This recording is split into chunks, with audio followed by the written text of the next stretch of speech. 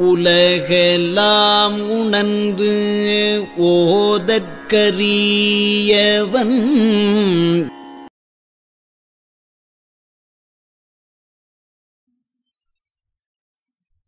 நாடிப்புலங்கள் உழுவார் கரமும் நய உரைகள் தேடிக் குளிக்கும் கவிவாணர் நாவும் செழுங்கருணை ஓடிப் பெருகும் அறிவாளர் நெஞ்சும் உவந்து நடம் ஆடிக் கிளிக்கும் மயிலே உன்பாதம் அடைக்கலமே. பொழியர்கோன் பொழித்த புகழியர்கோன் கடல் போற்றி ஆளிமிசை கல்மிதப்பில் இணைந்த பிரானடி போற்றி வாழி திருநாவலூர் வந்தொண்டர் பதம் போற்றி ஊழிமலி திருவாதூரர் திருத்தாள் போற்றி உலகலாம் உணர்ந்தோதற்கரியவன் நிலவுலாவிய நீர்மலிவேணியன் அலையில் சோதியன் அம்பலத்தாடுவான் மலர் சிலம்படி வாழ்த்தி வணங்குவாம் கைமேற் கழிவுடைத்து கருணை மழை பொழிந்து மைவார் குளர்கன்னி மனம்போர் கவிகுதித்து நெய் வாசகமாக நிறைந்த சபை மணக்கச் செய்வாயே. என்னை சீராட்டும் செந்தமிழே, ஒல்கா பெரும்புகளை உன்னால் யான் பெற்று பெற உனக்கு நல்ல மகன் வணக்கம்.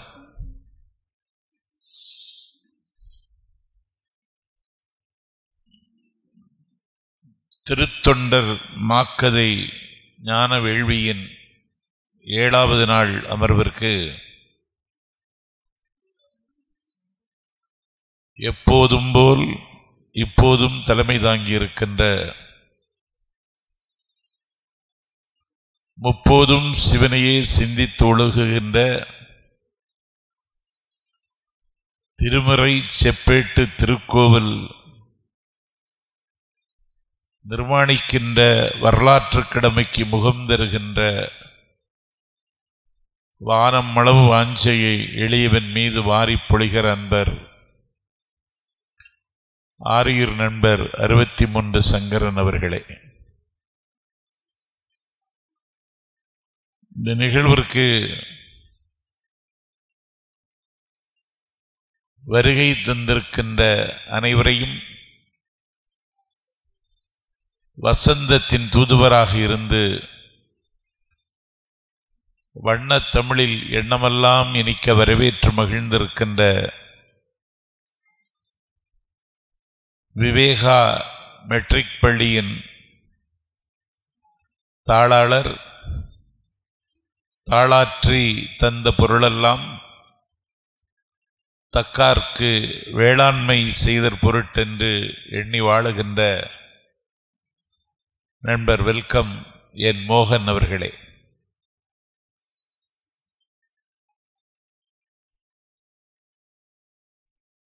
இந்த நிகழ்வில் கலந்து கொண்டு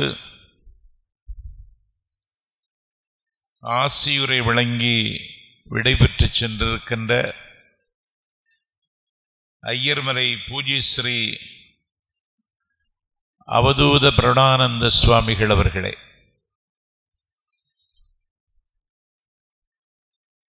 திருக்கோவில் பிரசாதத்தை தரவந்திருக்கின்ற சிவ மகாதேவ சிவாச்சாரியார் அவர்களே,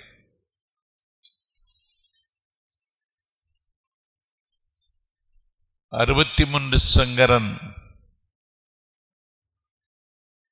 1000 கனவுகளோடு பொய்யாமணி கிராமத்தில் எழுப்ப இருக்கின்ற செப்பேட்டு திருமேனி திருக்கோவிலுக்கான நிலத்தை கொடையாக விளங்கி இருக்கின்ற பண்பாளர்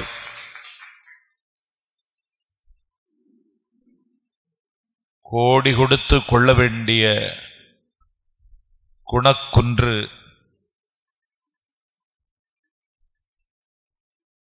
வணக்கத்திற்குரிய கம்பம் நாராயணசாமி பிள்ளை அவர்களே, இசை வேளாளர்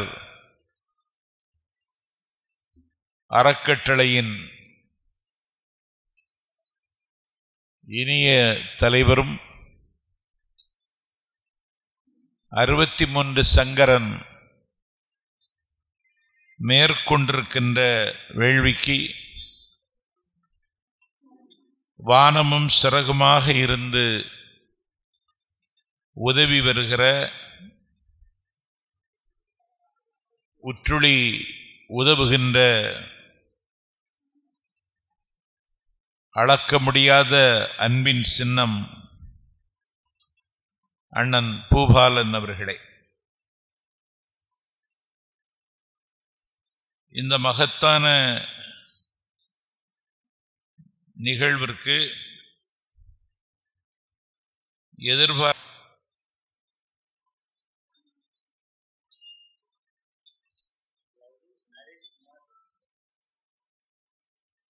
தலைநகர் சென்னை வேளச்சேரியில் இருந்து வருகை தந்திருக்கின்ற நரேஷ்குமார் அவர்களே, பத்மஜா அவர்களே, இந்த வேள்வியில் எதிர்பாராத முத்தம் போல் வருகை தந்திருக்கின்ற இந்து மக்கள் கட்சியின் மதிப்பிற்குரிய தலைவர், என்னுடைய அன்பிற்கினிய நண்பர் அர்ஜுன் சம்பத் அவர்களே, அரங்கத்தில் அருந்தமிழ் கேட்க ஆவலோடு வந்திருக்கின்ற இளங்குமரன், அசோகன், என் சிந்தைக்கினிய தம்பி சிவகுமார் உள்ளிட்ட அன்பர்களே, நன்றியுரை ஆற்ற காத்திருக்கின்ற அருணகிரிநாதர் அறக்கட்டளையின் தலைவர் ஆர்.எம். ஜெயராமன் அவர்களே, வணக்கம். பொய்யாமணி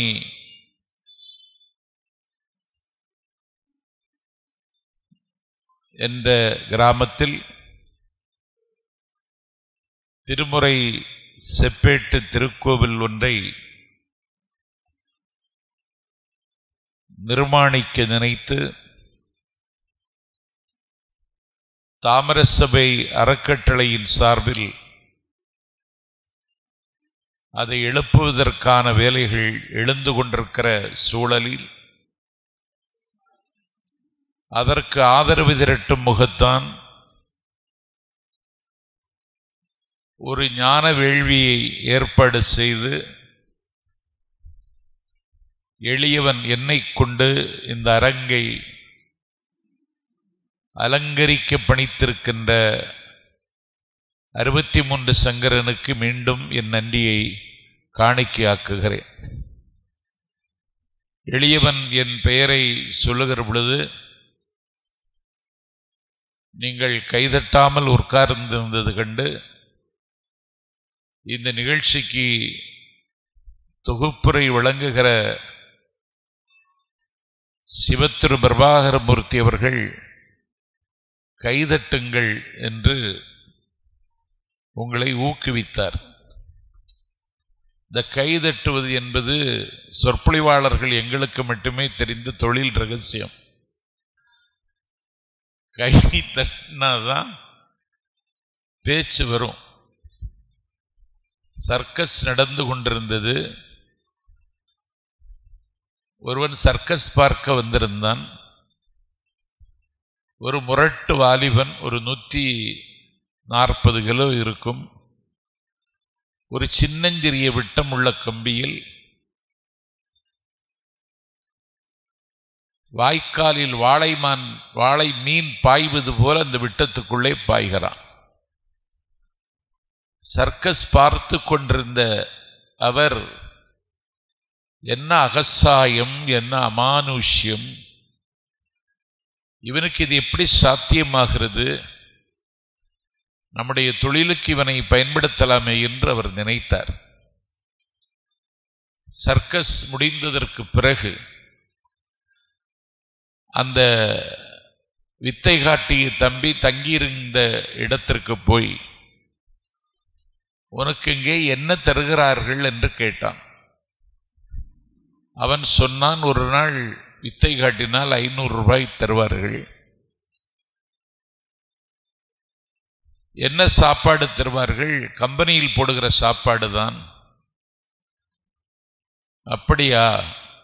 ஆடை அதெல்லாம் ஒன்றும் இல்லை, அதெல்லாம் ஏன் செலவு தான். என்னோடு வா, உனக்கு நான் 5000 ரூபாய் தருகிறேன் தினசரி.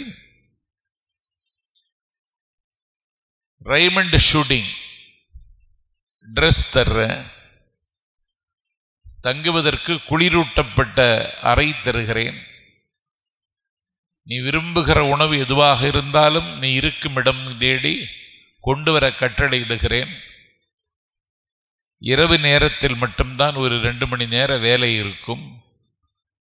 என்னோடு வருகிறாயா என்று கேட்ட மாத்திரத்தில் 10 மடங்கு சம்பளம், பவிசான வாழ்க்கை என்று சர்க்கஸ் கம்பெனி மேலாளரிடத்தில் கூட தகவல் சொல்லாமல் அவனோடு அந்த தம்பி போய்விட்டான். இப்படி அழைத்தவனுக்கு தொழில் என்னவென்றால் இரவு நேரத்திலே திருடுவது. வசதி உள்ள செல்வந்தர்களுடைய வீட்டில் கன்னக்கோல் வைத்து திருடி அந்த வீட்டில் இருக்கின்ற செல்வங்களை கொள்ளையடிப்பது. இது ஆண்டு பலவாக செய்து வருகிறான். இந்த இளைஞன் நமக்கு சரியாக பயன்படுவான், இதனால் இவன் முடிப்பான் என்று கருதி அவனை அழைத்து நடுநிசி நள்ளிரவு நிலா தூங்குகிற நேரம் ஒரு வரலாற்று சிறப்பு மிகுந்த நகரத்தில் வானளாவிய மாளிகை கட்டி வைத்திருக்கின்ற ஒரு செல்வந்தன் வீட்டில் இந்த தண்ணீர் வருகின்ற பைப்பு வழியாக பிடித்து 3வது மாடிக்கு போயிடு. ஒரு சின்ன கண்ணாடி இருக்கிறது,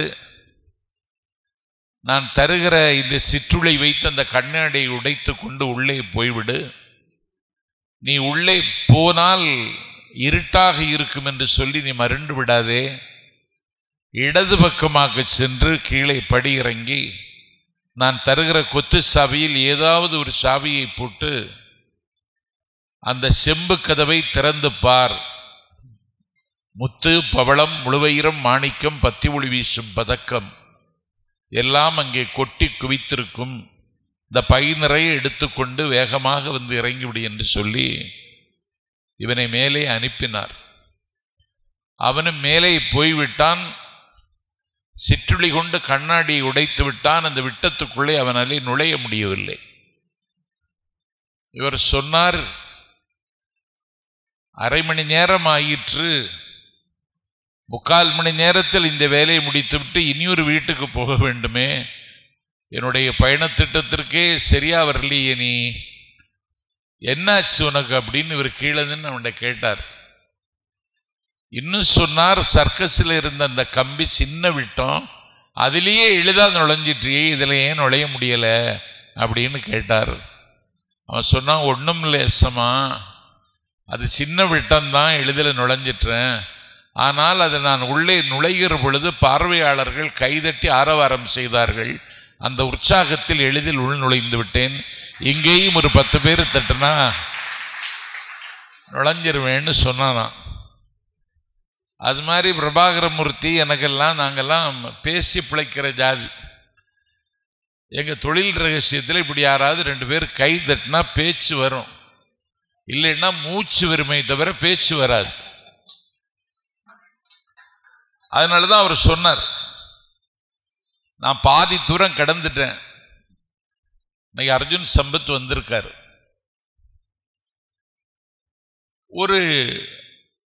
ஒரு மிகப்பெரிய வேள்வி, தமிழ்நாடு முழுக்க இன்றைக்கு கம்பன் கழகங்கள் இருக்கின்றன. ஆனால் சேக்கிழாருக்கு என்ற ஒரு அமைப்பு கோவையில் இருக்கிறது.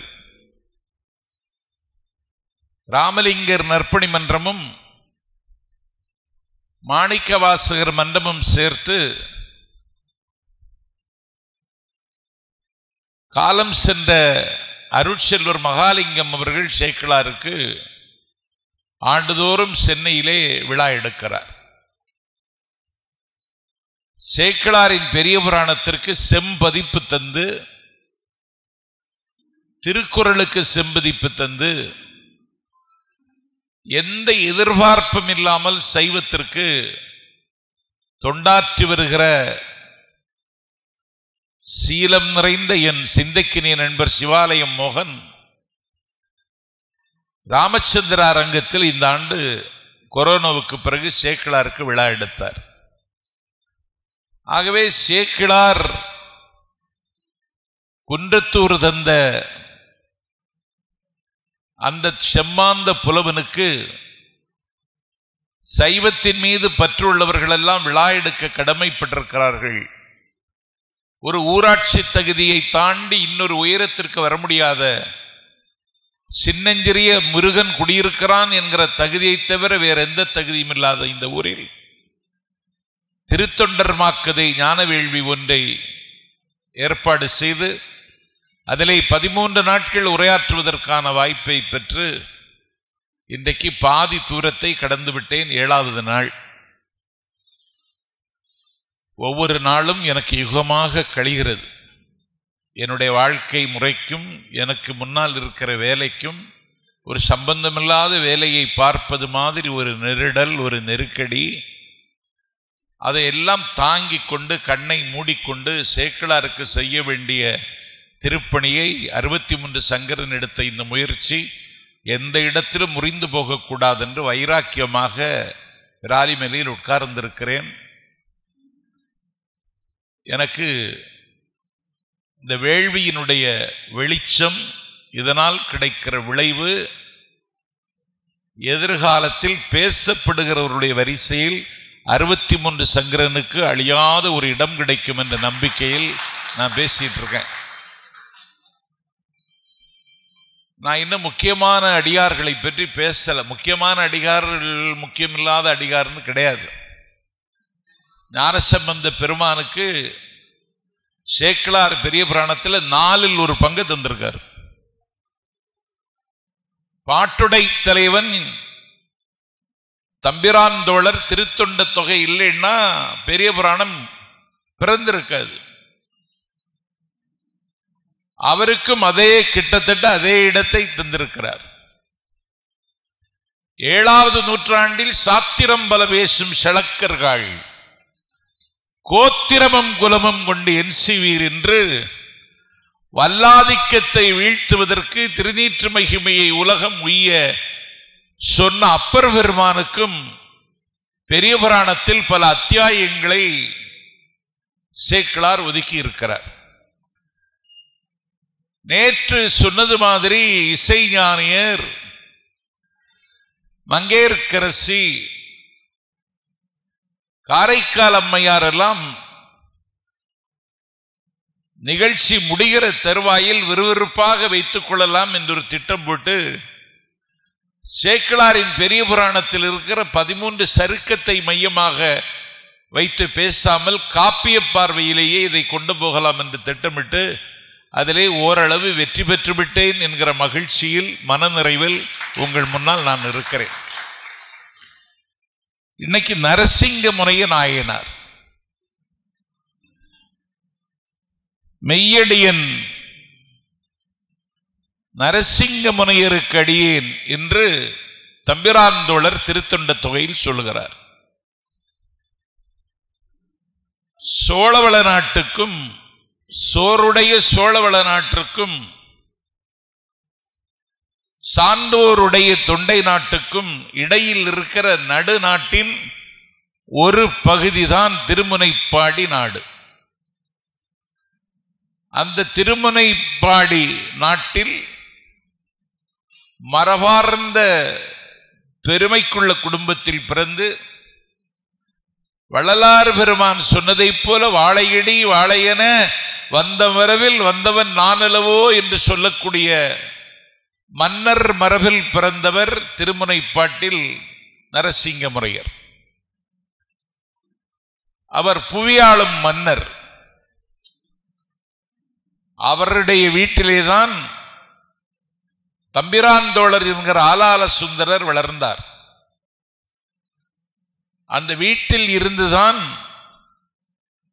இசைஞானியருடைய வீட்டிலே பெண்களுக்கு போனார்கள் சுந்தரருக்கு. மன்னர் வீட்டில் வளர்ந்தார் சுந்தரர்.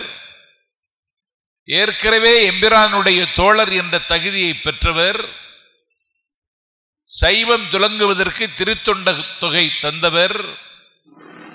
அந்த வரலாற்று சிறப்பு மிகுந்த திருமுனைப்பாடி நாட்டில் மன்னர் மரபில் வந்தவர் நரசிங்க முனையர். நடுநாட்டில் திருமுனைப்பாடி நாட்டில் மிகுந்த கொடை உள்ளத்தோடு கோலோச்சி வந்த கொற்றவன் நரசிங்க முனையர். இவருக்கு அந்த திருமுனைப்பாடி அப்படின்னு சொல்றாங்கல்ல, போர் வருகிற பொழுது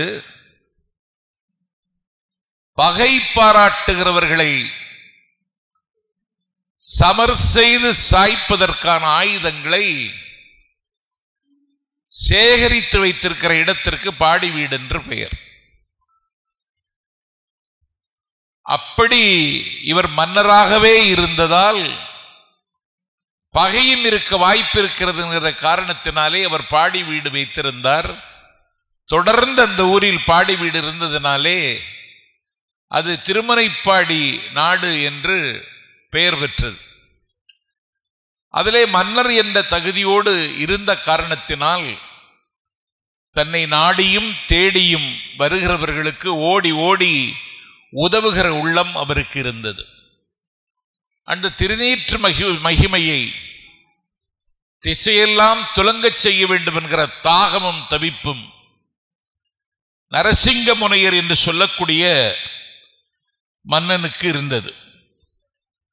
அவர் மன்னராக இருக்கிற காரணத்தினால் சைவத்திற்கு எந்த பின்னடைவும் வந்துவிடக்கூடாது என்று எல்லா திருக்கோவில்களுக்கும் நிபந்தங்கள் எழுதி வைத்தார். நிலங்கள் எழுதி கொடுத்தார். வழி வழி இந்த வழிபாடு முட்டுப்படாமல் நடக்க வேண்டும் என்று, தட்டுப்படாமல் நடக்க வேண்டும் என்று எல்லா திருக்கோவில்களுக்கும் வாரி வாரி கொடுத்தார். எம்பெருமான் சிவனுக்கு உன்னதமான நாள் ஆதிரை திருநாள் திருவாதிரை. அந்த திருவாதிரை திருநாளுக்கு மட்டும் அன்றைக்கு வந்து கலந்து கொள்ளக்கூடிய மெய்யன்பர்களுக்கு அன்னமும் தருவார், சொன்னமும் தருவார்.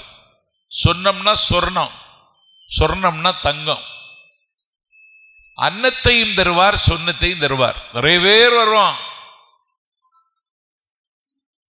₹1 பிரியாணி போடுறேன்னு சொல்லி கூட்டம், துணை ராணுவம் வர்ற அளவுக்கு கூட்டம். ₹1 டெக்ஸ்டைல்ஸ் ஓபன் பண்றேன் வாங்கன்னு சொன்னா அவ்வளவு கூட்டம். அப்போ அன்னமும் கொடுத்து சொன்னமும் கொடுத்தா எவ்வளவு கூட்டம் வரும்? வர்ற கூட்டத்திற்கெல்லாம் அவர் சொர்ணம் கொடுப்பார், தங்கம் கொடுப்பார்,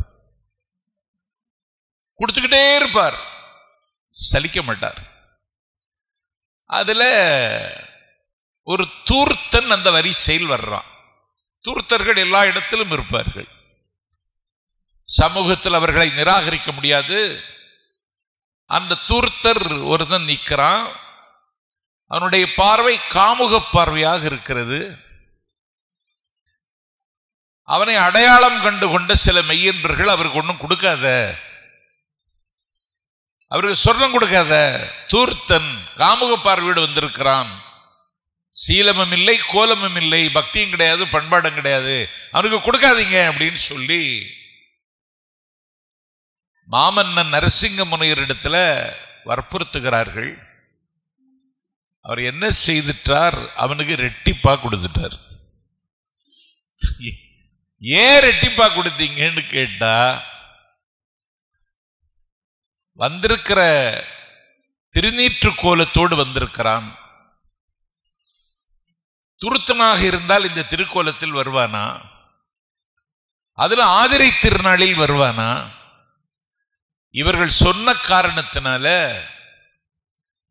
நான் ரெட்டிப்பா அவருக்கு கொடுத்துட்டேன்னு சொல்லி ரெட்டிப்பு பொன்னை அவனுக்கு கொடுத்துட்டான். அவர் தூர்த்தனா இருந்தா எனக்கு என்ன? அவன் கண்டிகையும் திருநீரும் தரித்து வந்திருக்கிறதற்கு பிறகு அவனுக்கு கொடுக்க வேண்டிய கடமைதான் என்னுடைய கடமையை தவிர கொடுக்காதேன்னு சொல்றதுக்கு இவங்களுக்கு என்ன உரிமை இருக்குன்னு சொல்லி ரெட்டிப்பு பொன்னை கொடுத்துட்டார். அது அவனுடைய இயல்பா கூட இருக்கலாம். ஒரு தடாகம் நிறைய தாமரை பூக்கள், பக்கத்தில் காவிரி. ஒருவர் ஜெபம் செய்து கொண்டிருக்கிறார். ஒரு வண்டு வந்து அவரை கொட்டுகிறது. வண்டு கொட்டிய இடத்தில் வலிக்கிறது. வண்டு கொட்டிவிட்டு மீண்டும் தடாகத்தில் போய் விழுகிறது. தன்னை கொட்டிய வண்டு என்று பார்க்காமல் அந்த வண்டை காப்பாற்றி தடாகத்தில் கால் வைத்து காப்பாற்றி கரையில் விட்டார். இரண்டாவது முறையாகவும் அந்த வண்டு அவரை கொட்டுகிறது. மீண்டும் தண்ணீரில் விழுகிறது. அந்த வண்டை அவரே காப்பாற்றுகிறார். சன்னியாசி மூன்றாவது முறை அவருடைய மூக்கில் கொட்டுகிறது. மூக்கிலே இரத்தமும் கொட்டுகிறது. வலி பொறுக்க முடியாமல் அழுகிறார். சன்னியாசி அழக்கூடிய அளவுக்கு வண்டு கொட்டிவிட்டது. கன்னத்தில் படிந்த கண்ணீரை துடைத்துவிட்டு ஒரு கை அகலம் தண்ணீரை மொண்டு முகத்தை அலம்பிவிட்டு கண்களை விரித்து விழித்து பார்த்த பொழுது தன்னை இரத்தம் வரக்கூடிய அளவிற்கு கொட்டிய வண்டு காவிரி சுழலில் நீர் சுழலில் சிக்கி உயிருக்கு போராடுகிற காட்சியை கண்டார், கலங்கினார். மீண்டும் காவிரி தண்ணீரில் காலை நினைத்து கையை முக்கி அந்த வண்டை காப்பாற்ற எத்தனைத்த பொழுது ஒரு சம்சாரி கேட்டான், இந்த வண்டு உன்னை கொட்டிவிட்டல்லவா தண்ணீரில் போய் விழுகிறது, இந்த கொட்டுகிற வண்டை நீ ஏன் காப்பாற்ற முயற்சிக்கிறாய் என்று கேட்ட பொழுது அவர் சொன்னார், கொட்டுவது அதனுடைய சுபாவம், அதை காப்பாற்றுவது என்னுடைய சுதர்மம் என்று சொன்னார். அது அவங்க குணம். கொட்டுவது அதனுடைய சுபாவம், அதை காப்பாற்றுவது என்னுடைய சுதர்மம். இது ராமகிருஷ்ண பரமஹம்சர் சொன்ன கதை. அது மாதிரி அவங்க குணம் என்னதான் இருந்து இன்னைக்கு ஆதரை நாள் அவன் இன்னைக்கு திருநீர் பேசி கண்டிகையோடு இங்க வந்திருக்கான், அவனுக்கு நான் கொடுத்துதானே ஆகணும் அப்படின்னு சொல்லிட்டு அவர் கொடுத்தார். அவர் கொடுத்துட்டு அவர் காரணம் என்ன சொன்னார்னா, இதுதான் பெரிய புராணத்தில் செய்தி. சேரமான் பெருமாள் நாயனார் ஆட்சி பீடத்தை அலங்கரிப்பதற்கு பட்டம் இருக்கிற நாள். ஒரு ஏகாலி எதிரில் வருகிறான். பட்டம் ஏற்கிற நாளில் ஒரு ஏகாலி திருநீரும் கண்டிகையும் அணிந்து கொண்டு எதிரில் வருகிற பொழுது ஏகாலி என்று தெரிந்ததற்கு பிறகும் தேரில் இருந்து கீழே இறங்கி ஏகாலியை சாஷ்டமாக சேரமான் பெருமாள் நாயனார் என்கிற திருவஞ்சைக்களத்தப்பனை ஆராதித்து அரண்மனையில் கொலுவிருந்த மன்னனே வணங்கினார் என்றால் சேரமான் பெருமாள் செய்த வேலையை நான் செய்யப்படாதான்னு கேட்டார்.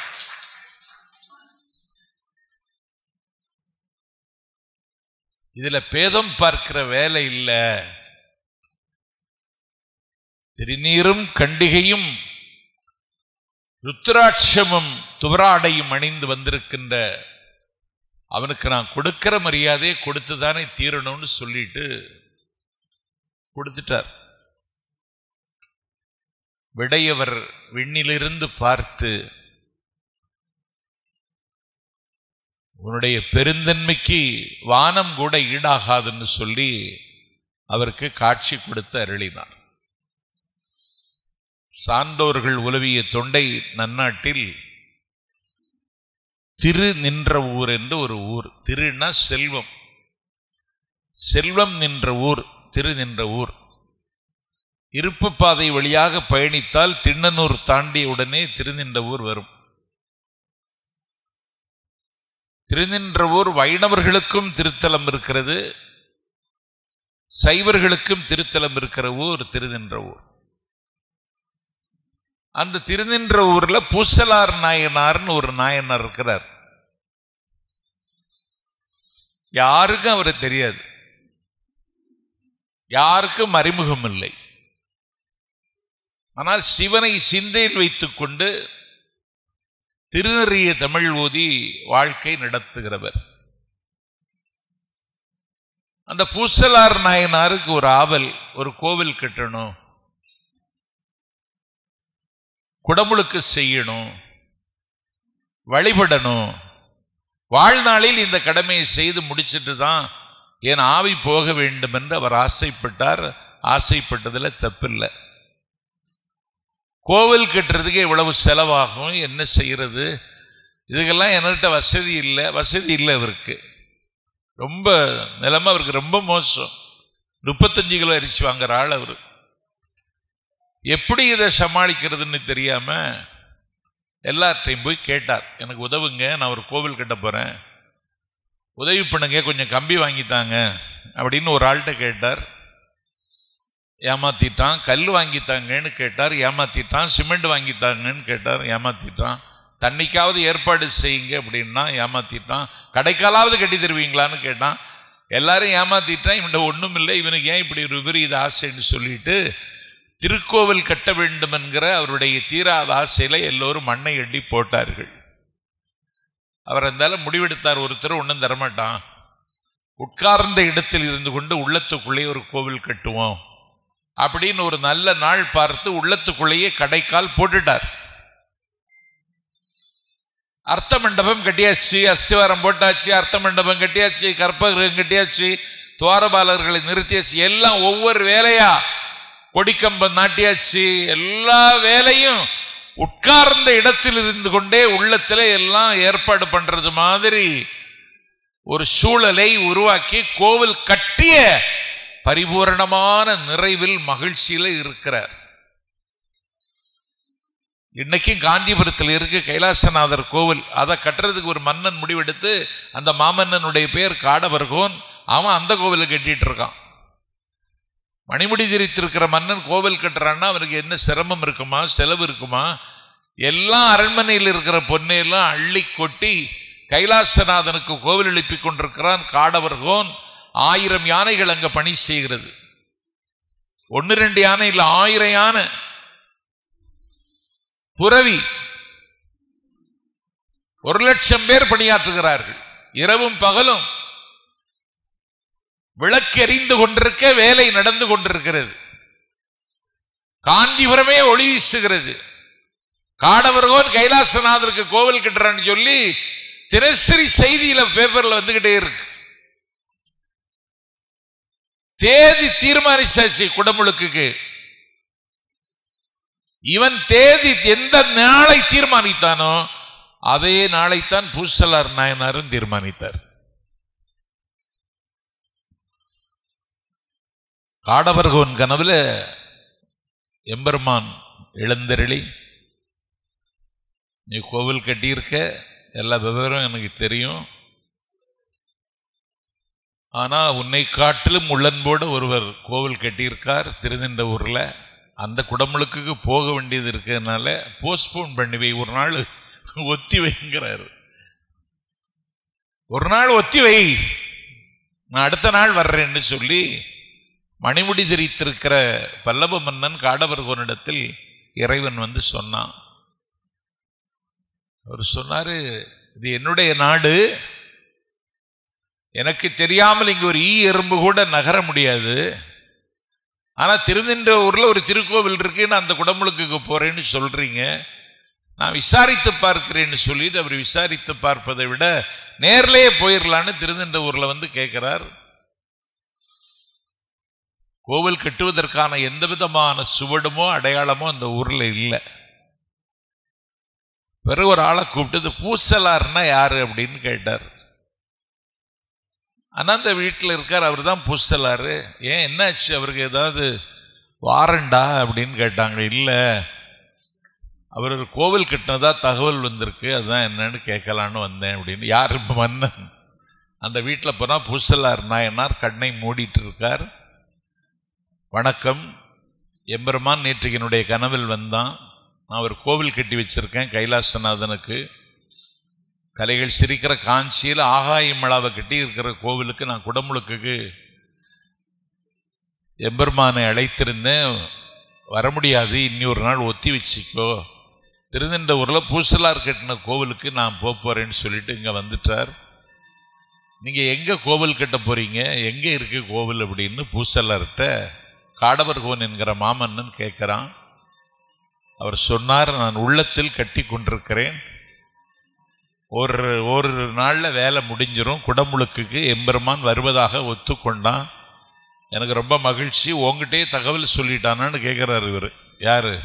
பூசலார் நாயனார் காடவர் கொண்ட கேட்காரு, உங்ககிட்டே தகவல் சொல்லிட்டானா? நான் யார்கிட்டையும் சொல்லாமல் வச்சிருந்தேன், உங்ககிட்ட சொல்லிட்டானா அப்படின்னு சொல்லிட்டு பூசலார் நாயனார் காடவர் கொன்னை பார்த்து கேட்டு காடவர் கொன் சாஷ்டாங்கமாக விழுந்து வணங்கி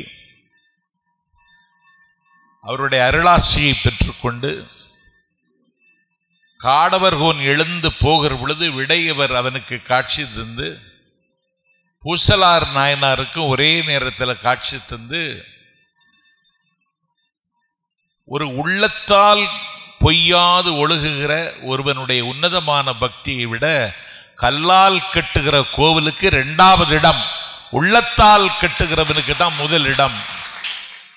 செல்வமும் செல்வாக்கும் அதிகாரமும் ஆனை சேனை ஆள் அம்பு கோட்டை கொத்தளம் கொடிமரம் எல்லாம் வச்சு கட்டுறவனை விட உள்ளம் நிறைய பக்தியை வைத்து கொண்டு கட்டுகின்ற பூசலாருக்கு நான் முக்கியத்துவம் கொடுக்கிறேன்னு சொல்லிட்டு அவரு கொடுத்தார். இது பூசலார் நாயனார் கதை. விரிநாகை அதிபத்திற்கு அடியே. அதின்னா அதிகம், அதிகமான பக்தி. அவருடைய பேர் அதிபத்தர். அவர் என்ன, அந்த நாகப்பட்டினம் என்கிற நகரத்தை சார்ந்தவர். அலைமேவும் கடலோரம், மாட மாளிகைகளும் கூட கோபுரங்களும் அடியவர் வீதியும் ஆடல் அரங்கும் நிறைந்திருக்கிற ஊர் திருநாகை காரோணம். இன்னைக்கு அதை நாகப்பட்டினம்னு சொல்றோம். அந்த ஊரில் கடற்கரையில் செம்படவர்கள் என்கிற பரதவர்கள், அந்த பரதவர்கள் குலத்துக்கு ஒரு தலைவன் இருக்கிறான். அந்த தலைவனுடைய பேர் அதிபத்தன். வாழ்க்கையில வேற எதுவுமே தெரியாது. கடலாடக்கூடிய மீனவர்கள் அவனை கண்கண்ட தெய்வமாக வணங்கினார்கள். அவனுக்கு அவர்கள் தான் தலைவன், அதிபத்தன் தான் தலைவன். அப்பழுக்கற்றவன், ஆகாயத்தை போல் பரிசுத்தமானவன், வெள்ளந்தியான அன்பை வெள்ளம் போல் வாரி பொழிகின்ற அந்த பரதவர்களுக்கு அவன் உற்றுளி உதவினான், உருபொருள் கொடுத்தான், அவர்களுடைய சுகதுக்கங்களை தீர்மானித்தான், அவர்கள் சுமைகளை சுமந்தான். அளவிலாத பக்தியை ஈசன் மீது வைத்திருந்தான். கடல்ல மீனாட போவான், வலை நிறைய மீன்களை வாரிக்கொண்டு வருவான். ஒரு மீனை எடுத்து ஈசனுக்கு சொல்லி கடல்ல எரிஞ்சிருவான். ஒரு மீனை கடலில் எறிவான், ஈசனுக்குன்னு அதை அர்ப்பணிச்சிடுவான். ஒரு நாள் ஒரு மீன் மட்டும்தான் அகப்படும். ஒரு மீன் அகப்பட்டாலும் அது ஈசனுக்குன்னு சொல்லி கடல்ல எரிஞ்சிருவான். அகப்பட வேண்டும் ஒரு மீன் என்று ஒரு நாள் தவம் இருப்பான். அகப்படாமல் போயிடக்கூடாது, ஈசனுக்கு அர்ப்பணம் பண்ணுகிற என்னுடைய கடமையில எந்த தொய்வும் வந்துவிடக்கூடாதுன்னு சொல்லி கவலையோட இருப்பான். வீட்டில் பசி பட்டினி, ஒரு மீன் கிடைக்குது. தொடர்ந்து கொஞ்ச நாளா வீட்டில் வெறுமையும் வறுமையும் வந்து விட்டது. அன்னைக்கும் ஒரு மீன் கிடைக்குது, அதை வீட்டுக்கு கொண்டு வரணும்னு நினைக்கல. அதையும் ஈசனுக்கே அர்ப்பணித்தான். அவனுடைய அன்பை, அவனுடைய அளக்க முடியாத பக்தியை, அதிபக்தியை அகிலத்துக்கு காட்ட வேண்டும் என்று கண்ணுதல் கடவுள் விரும்பினான். ஒரு நாள் கடல்ல ஒரு மீன் வந்துச்சு. உடம்பு பூரா நவமணி மீனுக்கு, வைரம் போல் ஜொலிக்கிறது, கோஹினூர் வைரம் போல மீன். வலைஞர்கள் பிடித்துக் கொண்டு வருகிறார்கள். தங்கள் தலைவன் அதிபத்தின் இடத்துல கொடுத்தார்கள். இந்த வலைஞர்களுக்கு ஒரு எதிர்பார்ப்பு இருந்து இந்த மீனை ஏலம் விட்டு அந்த ஏலத்தில் வருகிற காசையெல்லாம் நமக்கு பகிர்ந்து தந்துடுவார் தலைவர்னு நினைச்சாங்க. அன்றைக்கு வந்தது அந்த ஒரு மீன் தான். கடற்கரை ஓரத்தில் அந்த ஏலத்துக்கு விட்டிருந்தா கோடி பொன் கிடைத்திருக்கும். இதுவும் ஈசனுக்கு தான் சொல்லி நவமணி பொருந்திய அந்த அழகான மீனையும் ஈசனுக்குன்னே அர்ப்பணித்து விட்டு சிவனேன்னு கும்பிட்டு இருந்தார். ஈசன் பார்த்தான், இதுவல்லவா பக்தி, எது இருக்கோ அதை எனக்கே தரணும்னு நினைக்கிறானே. இத்தனைக்கும் பட்டம் பெற்றவன் அல்லன், பல்கலைக்கழகம் சென்றவன் அல்லன், காடுமேடு சுற்றியவன் அல்லன், கரை கண்டவன் அல்லன். கடற்கரையிலேயே காலம் காலமாக செம்படவர்களோடு இசைந்தும் இணைந்தும் வாழுகிற இந்த எளிய வாழ்க்கைக்குரியவன். இந்த அழகான மணிகள் ஒட்டப்பட்டது போல காட்சி தருகின்ற அழகான மீனை எனக்கு அர்ப்பணிச்சிட்டானேன்னு சொல்லி அந்த பரதவர் குல தலைவன் அதிபத்திற்கு எம்பெருமான் விடையில் வந்து என்னோடு வா என்று சொல்லி அவனை அழைத்து கொண்டு போய் காட்சி கொடுத்து அவனுக்கு சிவபதம் அளித்தார். இனி கைதடிந்த வரிசலையால் கலிக்கம்பன் அடியார்க்கும் அடியேன். பெண்ணாடகம்னு ஒரு ஊர் விருத்தாசலத்துக்கு அந்த பக்கம் இருக்கு. எக்ஸ்பிரஸ் ட்ரெயின் எல்லாம் நிற்காது, மலைக்கோட்டை ட்ரெயின் மட்டும்தான் நிற்கும். பெண்ணாடகம் அப்பர் பெருமானுக்கு இடபக்குறி தந்த ஊர் அந்த ஊர். அந்த பெண்ணாடகத்தில் இந்த கலிக்கம்பர் இருக்கிறார். மெய்கண்ட தேவர் அவதரித்த தலம் இந்த பெண்ணாடகம். இந்த கலிக்கம்பர் வணிகர் குலத்தில் பிறந்தவர். அடியவர்களுக்கு கனி, கறி, காய், பால், தயிர், பொன், வஸ்திரம், ஆடை எல்லாம் கொடுப்பார். வணிகர் குலத்தில் பிறந்ததுனால வருவாய் அவருடைய வாசல்ல வந்து குவிந்தது. எல்லாவற்றையும் அடியவர்களுக்கு ஈசனுக்கும் வாரி வாரி கொடுத்துட்டு இருந்தார். வீட்டுக்கு வருகிற அடியவர்களுக்கு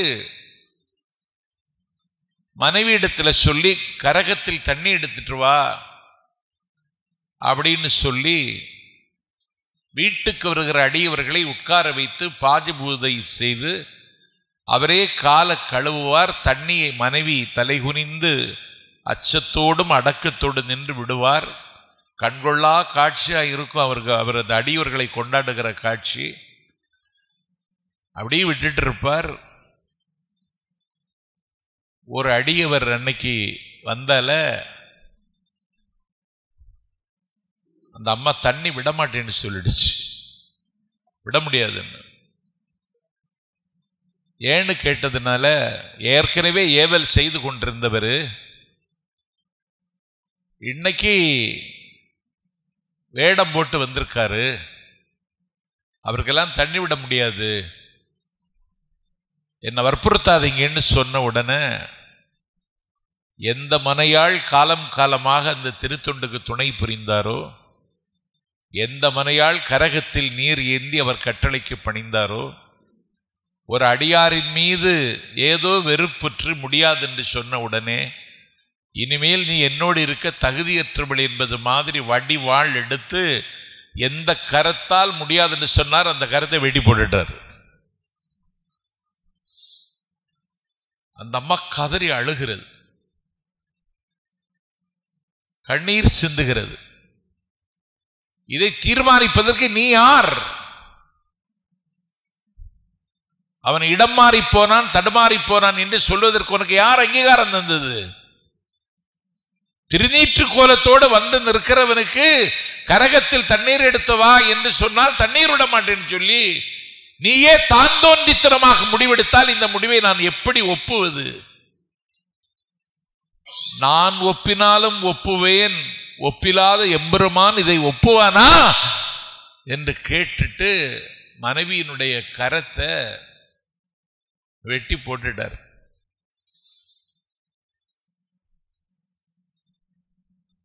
இது என்ன நியாயமா? இது சமகால சூழல்ல இதை யோசித்தா நியாயம் இல்லைன்னு சொல்லிடுவோம். அன்னைக்கு அவர் இந்த கரத்தை வெட்டி போட்டா அவருக்கு எதிர்ப்பு வந்திருக்கணுமே. யாரும் எதிர்க்கவில்லை, ஏனென்று கேட்கவில்லை. அப்ப அதற்கு ஏதாவது பிராயச்சித்தம் இருக்கா அந்த அம்மாவுக்குன்னு கேட்டா பிராயச்சித்தமும் இல்லை. உப்பு தின்னவன் தண்ணி குடிக்கணும், தப்பு செய்தவன் அதற்குரிய தண்டனை அனுபவிக்கணும், தண்டனை செய்துட்டார்கள்னு சொல்லி எல்லாவற்றுக்கும் பிராயச்சித்தமும் பரிகாரமும் சொன்ன எம்பெருமான் அந்த அம்மையாருக்கு பரிகாரமே செய்யலை. அதனால ஒரு கணவன் மேற்கொள்ளுகிற, ஒரு அடியார் மேற்கொள்ளக்கூடிய அரும்பணிக்கு அருந்துணையாக இருந்து கடமையாற்றக்கூடியதை செய்ய மறந்த தன்னுடைய காதல் மனைவியினுடைய கரத்தை வெட்டி போட்டார் அந்த நாயனார். அதனால அவரும் 63 அடியார்களில் ஒருவராக வந்துட்டார். இன்னி ஒருவர் கலியன், கரை ஓரம். யார் முக்தி பெற்ற தலம்னு சொன்னா பட்டினத்தார் முக்தி பெற்ற ஸ்தலம். வள்ளலார் வாசம் செய்த இடம். வடிவுடை அம்மை அருளாட்சி செய்கிற இடம். அந்த இடத்துல கலியன் என்று சொல்லி ஒரு அடியார் இருக்கிறார். வள்ளலார் அங்க வாசம் செய்த காலத்துல அங்க ஒரு சாமியார் இருந்தார். ரோட்ல யார் போனாலும் எலி போகுது, புலி போகுது, குரங்கு போகுது, நாய் போகுது, பன்றி போகுதுன்னு எல்லாரையும் நாய், நரி, பன்றி, எலி, கழுகு அப்படின்னு சொல்லி அந்த சாமியார் பேசிட்டே இருப்பான். வள்ளலார் வெண் துண்டு தலையில் போர்த்தி வீதியில் இறங்கி போறார். வள்ளலாரை மட்டும் பார்த்துட்டு சொன்னா மனுஷன் போறான் அப்படின்னு சொன்னான். யாரையும் அவன் மனுஷனே ஒத்துக்கிடல. வள்ளலார் கைவீசி கூட நடக்க மாட்டார். ஏன் நீங்க கைவீசி நடக்கலைன்னு வள்ளலார்ட்ட கேட்டாங்க. அவர் சொன்னார், கை வீசினால் காற்றுக்கு வலிக்கும் என்பதால் நான் கை வீசவில்லைன்னார். ஒரு மண்கட்டி துண்டு கிடந்தா அதுக்கு மேல மிதிக்க மாட்டார். மிதிச்சுட்டா அது உடைஞ்சிருமே, அது உடைவதற்கு நான் காரணமாக இருந்து விடக்கூடாதேன்னு சொல்லிட்டு ஒரு மண்கட்டி கிடந்தா கூட கால் வைக்க மாட்டார். எல்லாரும் சொல்றாங்க வாடிய பெயரை கண்ட போதெல்லாம் வாடின. அப்படி இல்லை. வீடுதோறு இறந்தும் பசி அறாத அயர்ந்த வெற்றரை கண்டு உளம்பதை தேன்னு பாடினவர். வீடுதோறும் போய் இறக்குறான், பசிக்கு உணவு கிடைக்கல. தமிழுக்கு ஒரு புதிய சொல்லாட்சியை வள்ளலார் தருகிறார். அருட்பிரகாச வள்ளலாருடைய திருவுருட்பாவில அவ்வளவு சொற்கள் விளைந்து கிடக்கின்றன. அவர் சொல்லுகிறார், வீடுதோறு இறந்தும் பசி தீரலைன்னா அவனுக்கு ஒரு பேர் போடுறார், வெற்றர். வெற்றரை கண்டு உளம்பதை தேடி சொன்னார். அவர் போகிற மட்டும்தான் மனுஷன் போறான் அப்படின்னு சொன்னான் அந்த சித்தன். வள்ளலார் வாசம் செய்த இடம், பட்டினத்தடிகள் முத்தி பெற்ற இடம். அதே வள்ளலார் வடிவுடை மாணிக்க மாலைன்னு சொல்லி ஒரு அற்புதமான நூலை எழுதுவதற்கு வள்ளலாருக்கு வாய்ப்பு தந்த திருத்தலம் அந்த திருவொற்றியூர். அந்த திருவொற்றியூர்ல இந்த கலியன் இருக்கிறான். இவனுக்கு என்னன்னு சொன்னா, என்ன செய்யலாம் கோவிலுக்கு அப்படின்னு யோசிச்சால விளக்கரிக்கலான்னு முடிவு பண்ணான். நான் நேற்று முன்தினமா சொன்னேன், ஒரு விளக்கில திரியை தூண்டுவதற்கு ஒரு எலி உதவியது. அந்த எலியை இறைவன் அடுத்தவர் பிறவியில பலிச்சக்கரவர்த்தி என்று மகுடம் கொடுத்துட்டான்னு. அது மாதிரி விளக்கு எரிக்க வேண்டும் என்றவர் விரும்பினார். 1-2 அல்ல, ஒரு வேளை அல்ல, இரவும் பகலும் ஒற்றியூருடையான் கோவிலிலே விளக்குகள் எரிந்து கொண்டே இருக்கும். அகல் விளக்குகள். அவரே துடைப்பார், சுத்தம் செய்வார், திரி போடுவார், நெய் வார்ப்பார். விளக்குகள் எரிந்து கொண்டிருக்கும். விளக்குகள் அணிவிளக்காக எரிந்து கொண்டிருக்கிற கண்கொள்ளா காட்சியை கண்டு அந்த மகிழ்ச்சியே வாழ்க்கை என்று சொல்லி அனுபவித்துக் கொண்டிருந்தார். விளக்கு நெய் வாங்க காசு இல்லை,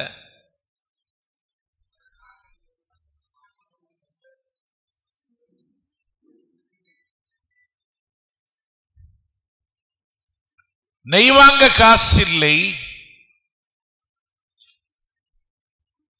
என்ன செய்வதுன்னு சொல்லி வேலைக்கு போனார். செக்கு ஆட்டுகிற இடத்துல வேலைக்கு போனார். கிடைக்கிற கூலியை கொண்டு வந்து விளக்கரித்தார். தொழில் போட்டி வந்துட்டு அந்த வேலையும் கிடைக்கல. குறைந்த வேலைக்கு கூலி வேலைக்கு போனார். அந்த ஊதியத்தை கொண்டு வந்து நெய் வாங்கி விளக்கரித்தார். மனசுக்கு நிம்மதி இல்லை.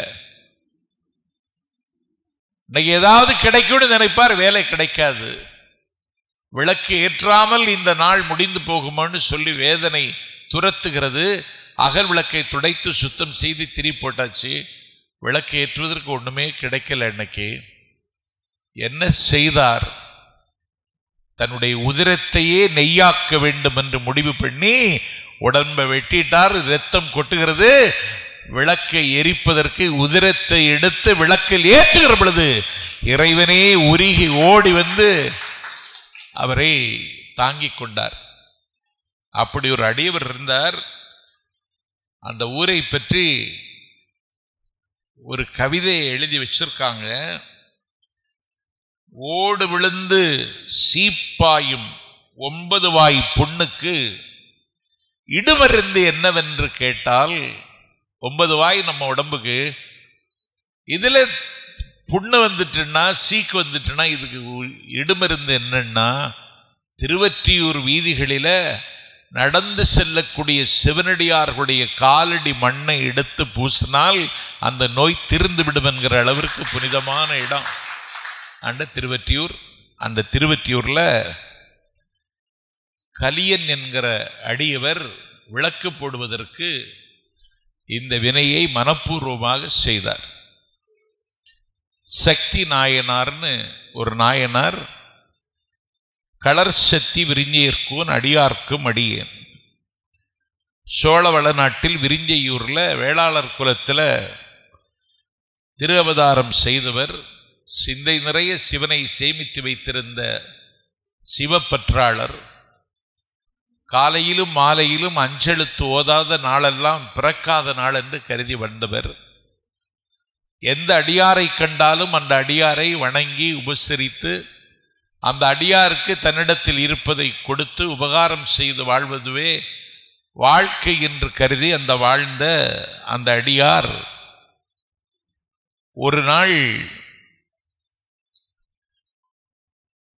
சிவனை பழித்தாலும் தாங்கிக்கிடுவார். சிவனடியார்களை யாராவது பழிச்சார்னா தாங்கிக்கிட மாட்டார். சிவன் நிரந்தரமானவன், அவன் நித்தியஸ்வரூபி, அவனுக்கு அழிவில்லை. உலகத்தில் 2 பொருள் தான் பிறக்காதது. பெற்றோர் இல்லாமல் பிறந்த பொருள் 2. ஒன்று தமிழ், இன்னொன்று இறைவன். பிறவா யாக்கை பெரியோன்னு பேரு. பிறவா யாக்கை பெரியோன்னு சிவனுக்கு பேரு. அவன் எதையும் எதிர்கொள்வான். ஆனால் அவனை எதிர்கொண்டு சேவிக்கிற அடியார்களை யாராவது அவமதித்தார்னு சொன்னா கொரடு எடுத்து நாக்கை இழுத்து வெட்டி விட்டுருவான். இது நல்லா இருக்கா அப்படின்னு கேட்டா, இந்த பணியை அவன் செய்ததினாலே அதற்கு பிறகு சிவனடியார்களை யாரும் பழிக்கின்ற பாவத்தை அந்த மண்ணில் செய்யாமல் அந்த சோழ வளநாட்டில் ஒரு பூலோக சொர்க்கத்தை அவர் அங்க தீர்மானித்தார் அந்த அடியார். இனி ஒரு அடியார், ஐயடிகள் காடவர்கோன் மன்னர். அவர் தொண்டை நாட்டில் உள்ளவர். நீதி வழுவாமல் ஆட்சி செய்தவர். அவர் அறம்புரிந்தவர், அன்னம்பாலித்தவர். தன்னுடைய கண்காணிப்பில் இந்த மண்ணும் இந்த மக்களும் இருக்க வேண்டும் என்று நெறிதவளாமல் ஆட்சி செய்தவருடைய பெயர் ஐயடிகள் காடவர்கோன். அவருக்கும் அடியார் பெருமையை இறைவன் கொடுத்தான். அவருக்கு ஒரு நாள் சலிப்பு வந்துட்டு, சித்தார்த்தன் புத்தன் ஆனது மாதிரி காதற்ற ஊசி மாறாதுகான் கடைவெளிக்க என்று சொல்லி எல்லா செல்வத்தையும் துறந்து பட்டினத்தடிகள் துறவியானது மாதிரி ஐயடிகள் காடவர்கோன் என்று மணிமுடி திரித்திருக்கிற மன்னனுக்கு நிர்வாகம் நடத்துவதிலே ஆர்வம் இல்லாமல் சலிப்பும் அலுப்பும் ஏற்பட்டு நான் விடைபெறுகிறேன் என்று சொல்லிவிட்டவர் என்ன செய்துட்டார்? இறைவனுக்கு என்ன பிடிக்கும்னு கேட்டால் பூமாலை பிடிக்கும், இல்லைன்னா அவருக்கு பாமாலை பிடிக்கும். தமிழ் படித்தவர், முறையாக கவி எழுத கற்றவர், ஒவ்வொரு கோவிலாக போய் பூமாலை சார்த்தி விட்டு அவரே கவி எழுதி பாமாலை அந்த இடத்துல ஐயடிகர் காடவர்கோன் என்கிற மன்னன் அரங்கேற்றினான் என்பது வரலாறு. அந்த நாட்டில் அந்த காலத்தில் இன்றைக்கு மன்னனாக இருக்க வேண்டுமானால் அவனுக்கு கவி எழுத தெரிந்திருக்க வேண்டும் என்பது கட்டாயம். இன்னும் சொல்ல போனால் சிவனே கவி எழுதினான் என்பது வரலாறு. ஐயடிகள் காடவர்கோன் என்கிற மன்னன் அதிகாரத்தை துறந்து மணிமுடியை துறந்து அதை யாருக்காவது கொடுங்கள் என்று சொல்லிவிட்டு வீதி வீதியாக சென்று எல்லா திருக்கோவிலுக்குள்ளேயும் பிரவேசம் செய்து ஒரு பூமாலையை கட்டி போட்டுவிட்டு பாமாலை பாடிவிட்டு அதுவே தனக்கு கிடைத்த பெரும் பேர் என்று கருதி கொண்டிருந்த பொழுது அவனுடைய பாமாலையில் மகிழ்ந்த ஈசன் அவனுடைய கண்ணுக்கு காட்சி தந்து அவருக்கு சிவகதி அளித்தார் என்பது வரலாறு. அடுத்த அடியார், அப்படி ஒரு புல் இருக்கு, கணம் புல்லுன்னு ஒரு புல்லு. இந்த நாயனாருக்கு கணம்புள்ள நாயனார்னு பேரு. கணம்புள்ளர் அடியார்க்கும் அடியேன் என்பது திருத்தொண்ட தொகையில் நம்பியார் ஊராருடைய திருவாக்கு. வேறு வட வெள்ளாற்றின் கரையில் இருக்குவேளிர் குலத்தில் பிறந்தவர். அந்த ஊர்ல பலாப்பழங்களில் இருந்து பறிக்க ஆள் இல்லை, பலாப்பழத்தில் இருந்து தேன் சொரிந்து அந்த தேனில நெல் விளையும் என்கிற அளவிற்கு வளமான ஊர் அந்த ஊர். இந்த கணம்புள்ளர் இவரும் இறைவனுக்கு ஏதாவது செய்ய வேணும்னு சொல்லிட்டு விளக்கெரிப்பதிலே தான் அவருக்கு அந்த வினையாற்றினால் நான் விளங்குவேன் என்று கருதி அவர் விளக்கெரித்தார். விளக்கெரிப்பதற்கு இரவும் பகலும் என்று சொல்லி அதுவே தன்னை அர்ப்பணித்துக் கொண்டு காலையில் எழுந்திருப்பார், திருக்கோவிலுக்கு செல்வார். எல்லா விளக்குகளையும் திருக்கோவிலினுடைய புறவாசலில் போட்டு போட்டு எடுத்து வைத்து தேய்ப்பார்.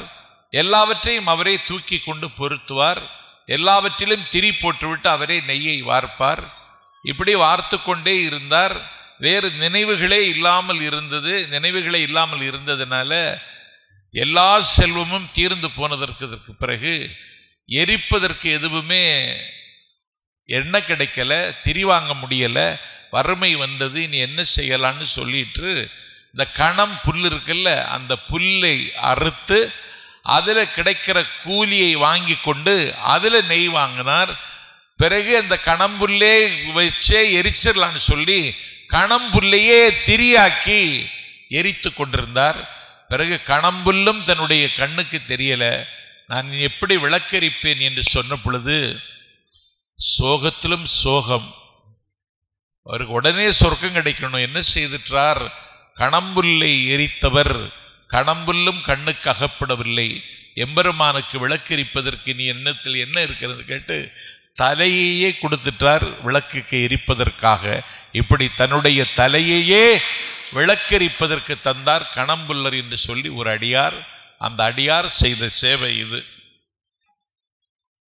காரிக்கும் அடியேன், கவி பாடுவதில் வல்லவர். அபிராமிப்பட்டர் பிறந்து திருக்கடவூரில் பிறந்தவர். மூவேந்தர்களிடம் செல்வார். சேர நாட்டுக்கு ஒரு நாள் செல்வார். சேர மன்னனை சந்திப்பார்.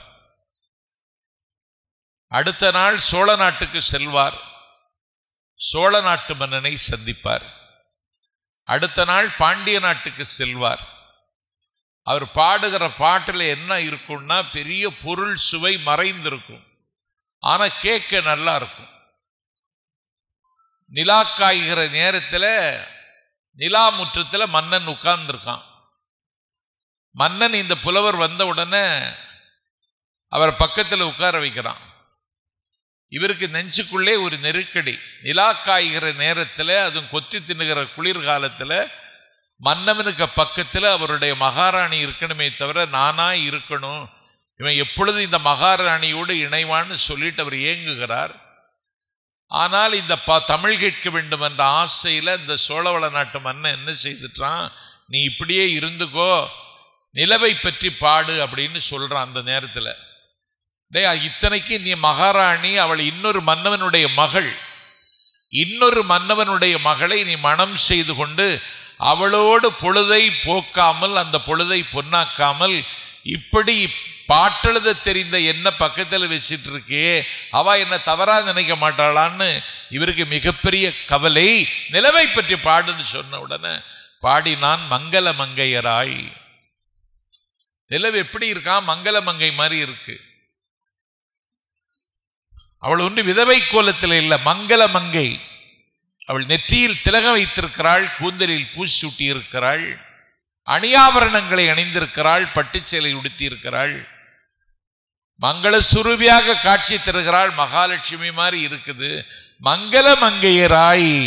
அடுத்த வரி போட்டாரு, மன்னவர் கண்ணியராய். அவ யாரு? மணிமுடி சிரித்திருக்கிற மன்னனுடைய வீட்டிலிருந்து உன்னை நம்பி வாழ வந்த மகள்.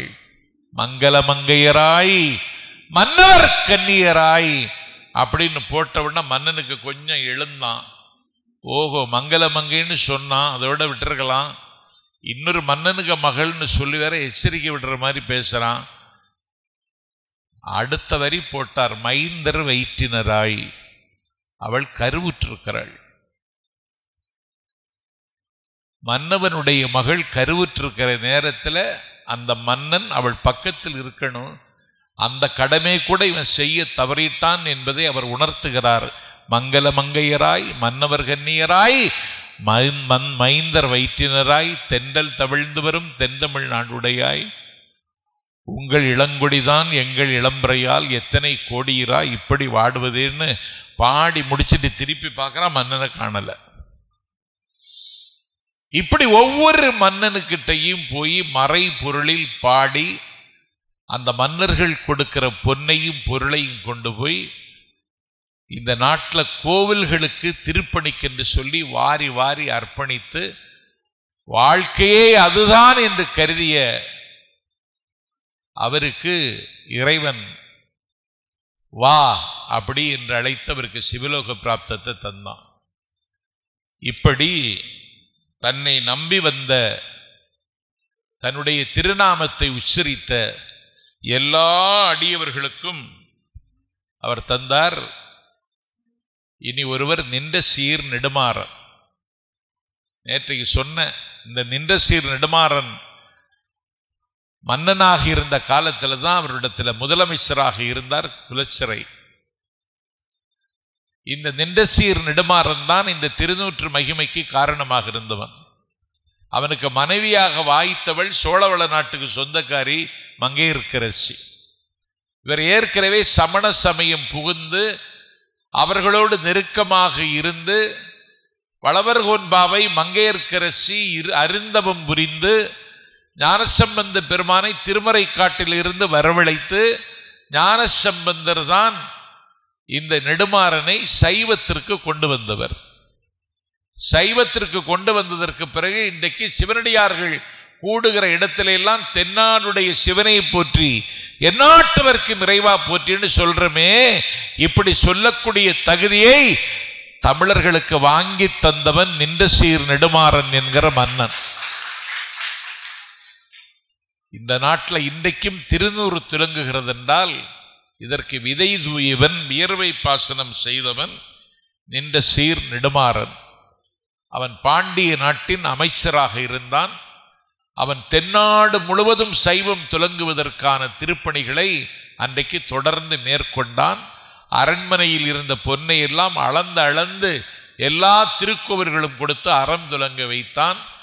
இறைவனுடைய பெரு விருப்பத்திற்கு உள்ளானவனாக ஒரு மன்னனும் இருந்தான், ஒரு குயவனும் இருந்தான், ஒரு செம்படவனும் இருந்தான், ஒரு சலவை தொழிலாளியும் இருந்தான், ஒரு முதலமைச்சரும் இருந்தான், ஒரு மன்னவனும் இருந்தான், ஒரு காரியும் இருந்தான், ஒரு கலியனும் இருந்தான் என்று இந்த சமூகத்தில் அங்கமாக இருக்கிற எல்லாருக்கும் பாட்டுடை தலைவன் என்கிற தகுதியை தந்து எல்லோரையும் ஒரே வரிசையில் உட்கார வைத்து பெரும் புரட்சி செய்தார் சேக்கிழார் பெருமான். அதுதான் அவர் எழுதி செய்திருக்கிற திருத்தொண்டர் மாக்கதை. திருத்தொண்டர் பெருமை சொல்லவும் பெரிது என்று அன்றைக்கு ஔவை கிழவி சொன்னாள். அப்படி பெருமைக்குரிய அடியவர்கள் கதையை இன்றைக்கு உங்களுக்கு நான் சொல்லி இருக்கின்றேன். இன்னும் சொல்ல போனால் எதை இருப்பதோ அதை இறைவனுக்கு கொடுத்து விடுவது என்று கருதுகிற மனோபாவம் உள்ளவர்களாக அடியார் பெருமக்கள் இருந்தார்கள். நேற்றைக்கு அவனை பார்த்தோம், இன்னைக்கு மறந்துட்டோன்னு நினைக்கிறது இல்லை. அன்னைக்கு கலைவாணர் என்று சொல்லக்கூடிய எங்கள் ஊர் ஒழுகினசேரியில் பிறந்தவர். தமிழ் திரையுலகத்தில் ஒரு 1/2 நூற்றாண்டு காலத்திற்கு முன்னால் அவருடைய கொடி உயர பிறந்தது. மிகப்பெரிய கதாநாயகர்களுக்கு சொந்த வீடு வாய்த்ததென்றால் கலைவாணர் வாங்கி கொடுத்த வீடுன்னு சொல்லுவார்கள். ஆனால் அவர் கொடுத்ததுன்னு யார்கிட்டையும் சொல்ல மாட்டார்.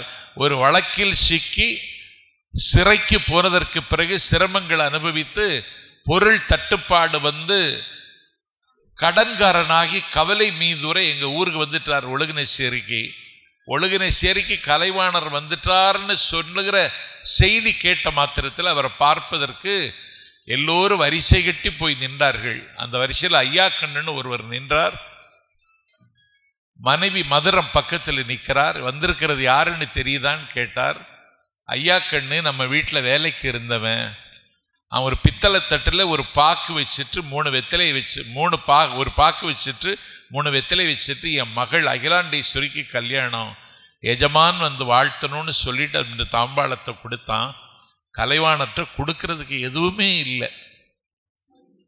ஏதாவது அவனுக்கு கொடுத்தாகணும். வீட்டில் இருந்தவன் 4 நூற்றாண்டு காலத்துக்கு முன்னால மனசுக்குள்ள நினைச்சார், ஒண்ணுமே இல்லையே கொடுக்கறதுக்கு. சில பேர் அப்படி கெட்டு போயிடுவாங்க. அப்படி நிலைமை கலைவாணருக்கு. வெள்ளியினால் செய்த ஒரு வெத்தலை பெட்டி வீட்டுக்குள்ள இருந்துச்சு. நீ அவருக்கு டீ போட்டுட்டு வாயேன் அப்படின்னு சொன்னார் மதுரத்திட்ட. மதுரம் தேநீர் போடுவதற்கு சமையல் கட்டுக்கு போன நேரத்தில் இந்த வெள்ளியினால் செய்த வெத்தலை பெட்டி எடுத்து அவர்கிட்ட கொடுத்துட்டார். ஐயா கண்ணு பார்த்தார், அம்மா இருந்தால் தரவிட மாட்டாங்க போல இருக்கு, அதனால தான் அம்மாவை அடுக்கலையில் அனுப்பிட்டு வசமாக எடுத்து தந்துட்டான்னு சொல்லி அவன் எடுத்துகிட்டு போயிட்டான். தேநீர் போட்டுட்டு அந்த அம்மா கப்பன் சாஸ்தரோடு வருது. ஐயா கண்ணு எங்கே அப்படின்னு கேட்டுச்சு. யாரோ அழைச்சிட்டு போனா, சாயங்காலம் வாரேன்னு சொல்லிட்டு போனானே, இல்லை நான் அவனுக்கு டீ போட்டுட்டேனே, அதுக்கு முன்னே போயிட்டானா அப்படின்னு கேட்டால. போயிட்டானே, சாயங்காலம் வர்றேன்னு சொல்லியிருக்கானேன்னு சொன்னால. இந்த டீயை நீ யாரு குடிக்கிறது, நீ நானும் குடிப்போன்னு சொல்லி கப்பன் சாஸ்திரங்கிற டீயை சாஸ்திரில் கொஞ்சம் கப்பில் கொஞ்சம் விட்டு 2 பேரும் குடிச்சிட்டு இருக்காங்க. அப்போது மதுரம் சொல்லுகிறார், ஒன்றும் இல்லை, அவன் எதையாவது எதிர்பார்த்து வந்திருப்பான், நம்மகிட்ட ஒன்றும் இல்லை, வெள்ளியில் செய்த வெத்தலை பெட்டி இருக்கு, அதை கொடுத்துடலான்னு நினச்சேன் அப்படின்னு சொன்னால. கலைவாணர் சொன்னார், நீ கொடுத்துடலான்னு நினைச்சியா, நான் எடுத்து கொடுத்துட்டேனேன்னு கலைவாணர் சொல்லுகிற பொழுது அந்த வீட்டில் மதுரம் பொங்கி வழிந்தது. இது வரலாற்றில் நடந்தது, கண்ணுக்கு முன்னால நடந்தது. இந்த வரலாற்றுக்கான வாசல் திறந்து வைக்கக்கூடிய வாழ்க்கையை நம்முடைய அடியார் பெருமக்கள் வாழ்ந்தார்கள் என்பதற்கு நான் சொன்ன கதையெல்லாம் உங்களுக்கு யோசித்தா தெரியும். இப்படி ஒரு வாழ்க்கையை, அறம் சார்ந்த வாழ்க்கையை வாழ்ந்தார்கள். இறைவனுக்கே தன்னை அர்ப்பணம் செய்தார்கள். சர்வபெரி தியாகத்திற்கும் தன்னை தத்தம் செய்து கண்ணுதர் பெரும் கடவுளுக்காகவே தங்களை அர்ப்பணித்து கொண்ட அடியார் பெருமையை நாளைக்கும் பந்தி வைப்போம் என்று சொல்லி, நாளைக்கும் பசியோடு வாருங்கள் என்று கேட்டு, இந்த விழாவிற்கு வருகை தந்திருக்கிற அர்ஜுன் சம்பத் அவர்களுக்கு என்னுடைய வணக்கத்தை தெரிவித்து, அவர் முதல்ல வந்திருந்தால் அவர் பேசியிருக்கணும். அதனால கொஞ்சம் அவருக்கும் இடையூறு எனக்கும் இடையூறு மாதிரி ஒரு அன்னீசியில் மாதிரி ஆயிடுச்சு. இனிமேல் இதுபோல் நிகழாமல் இருக்க விழா அமைப்பாளர்கள் ஏற்பாடு செய்ய வேண்டும் என்று கேட்டு விடை பெறுகிறேன். நாளை சந்திப்போம், சங்கமிப்போம்.